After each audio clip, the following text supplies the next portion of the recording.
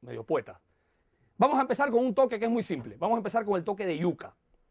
Si uno ve la historia, sobre todo del jazz, que es donde está ya estrechamente ligada, hasta los años 40 la batería no tiene una presencia real. O sea, el instrumento definitivamente empieza a tomar forma a finales de los 30 y los 40. Si bien había baterías de jazz desde antes, eran instrumentos muy arcaicos. O sea, la forma que hoy en día más o menos conocemos empieza a tomar en esa época, cuando hay grandes bateristas como Gene Krupa, el propio Buddy Rich y muchos de ellos, ¿no?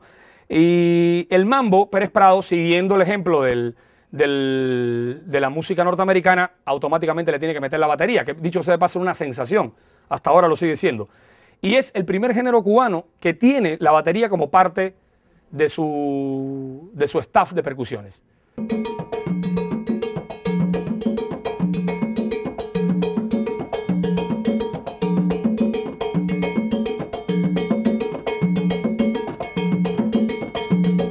El bajo va haciendo un patrón que ya se viene repitiendo anteriormente, pero acá es un poquito más rápido. Tum, pum, pum, pum, pim, pum.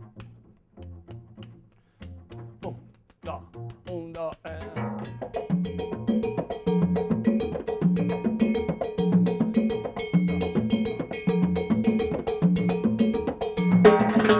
El tumbao del piano igual agrega este elemento rítmico típico de la base de acá. Y el bongo, escuchen, en los primeros mambos, cuando uno ve el mambo, normalmente no hay el bongo. El bongo empieza a quedar relegado, y lo que hacían ellos muchas veces era agregar un quinto, que era la tumbadora más aguda, que iba de alguna manera repiqueteando, como hacen acá los bongoceros en la música afroperuana, al bailador.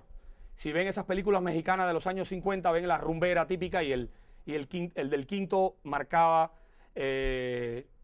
sus pasos y cerraba la parte de danzaria.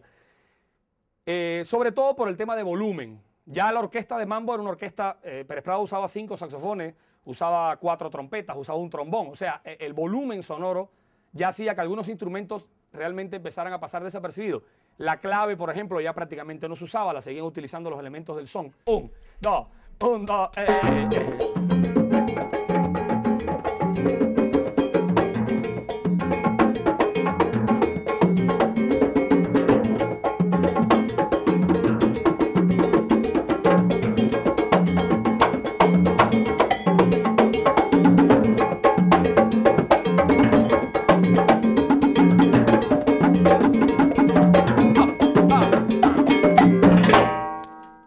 batería que no tenía un concepto necesariamente muy definido. Marcaba sobre todo el tiempo. ¿Por qué el mambo se hace tan popular también? Por el tema del baile. Si ustedes escuchan el bajo, pum, pim, pum, pum, pim, era un baile 1, 2, 1, 2. Era un baile fácil para la gran masa. Entonces el mambo, bueno, en Estados Unidos hace furor, en Cuba también, en muchísimos lugares, y hasta nuestros días, ¿no? Como les decía hace un rato. La batería marcaba, normalmente, en el bombo marcaba el tiempo. Y muchas veces el baterista o marcaba la cáscara acá, cuando me refiero a la cáscara me refiero al patrón este, ¿no?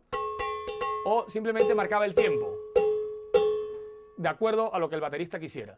Siempre con una forma de ejecución bastante ligada a las grandes bandas.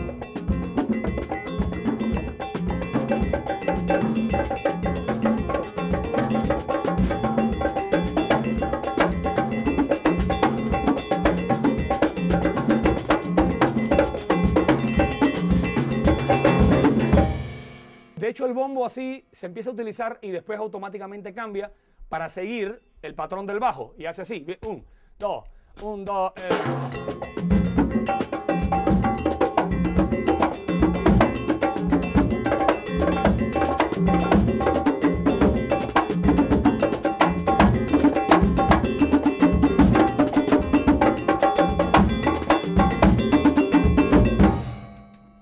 Si se dan cuenta, ya con ese cambio del bombo automáticamente el concepto rítmico empieza a cambiar, y es uno de los bombos que se usa hasta la actualidad.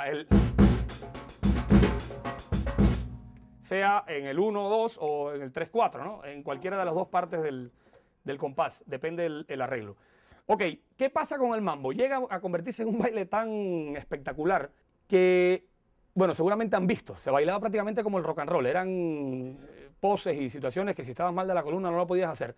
Enrique Jorrín era un músico danzonero de estas orquestas danzones y se da cuenta, a través de muchísimos años de trabajos de baile, que el bailador ya la primera parte del danzón, que vamos a tocarlo ahorita, no le llamaba mucho la atención. El bailador quería de frente sandunga, que era lo que venía al final, que era el mambo del danzón. Y entonces él dice, bueno, me mocho toda la primera parte, quedo bien con los bailadores y esto va a ser sensación, y le agrego letra, porque el danzón normalmente, salvo un pequeño coro o algo, no llevaba letra. Era un tema totalmente instrumental. Vamos a hacer una cosa, vamos a tocar un danzón y de ahí vamos a hacer la evolución al cha-cha-cha. Bueno, el güiro en toda la primera parte marca lo mismo que el timbal. La conga entra, recuerden en la parte del tumbado. 1, 2, 1. Ahí todavía.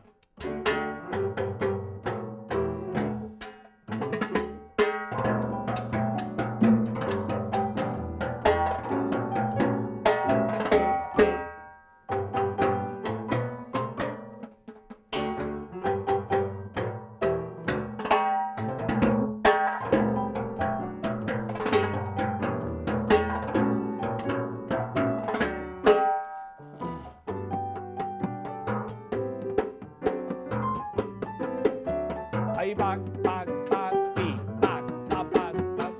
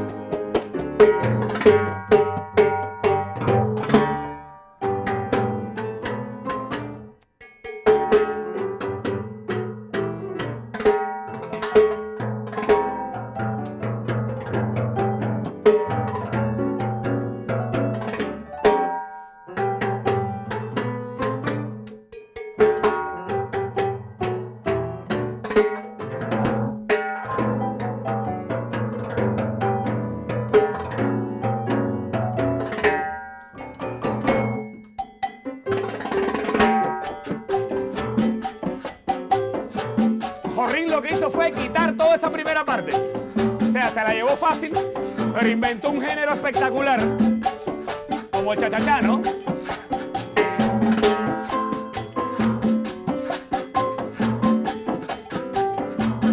Un golpe.